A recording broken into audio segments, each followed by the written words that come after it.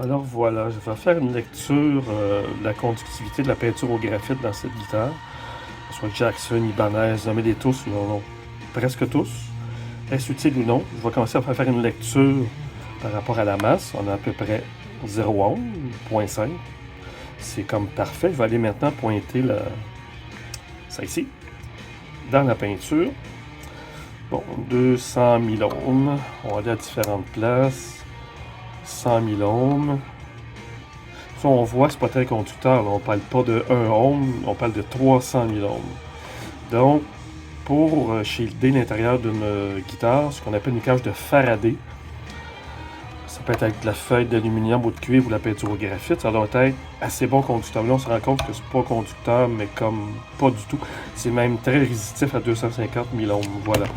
Fait que moi, j'en ai fait sur mes guitares, j'obtiens 5 à 7 ohms avec 7 couches de peinture au graphite. On parle de vraiment une très bonne conductivité. Mais ce qui arrive, ça enlève des interférences électromagnétiques, les EMI qu'ils appellent en anglais. Ça n'enlève pas le 60 Hz, ce qu'on appelle le hum de vos pick-up. Le hum des pick-up rentre dans vos pick-up, il ne rentre pas par la cavité ici. Ça en enlève peut-être, si vous avez un téléphone dans vos poches, peut-être proche de la guitare, ça va moins rentrer dedans. Mais c'est pas là que le problème. Le problème de noise, le hum, il vient vraiment des pick-up. Mais pour ce qui est de la peinture au graphite, dans la plupart des guitares d'usine, on voit que c'est pas très effectif.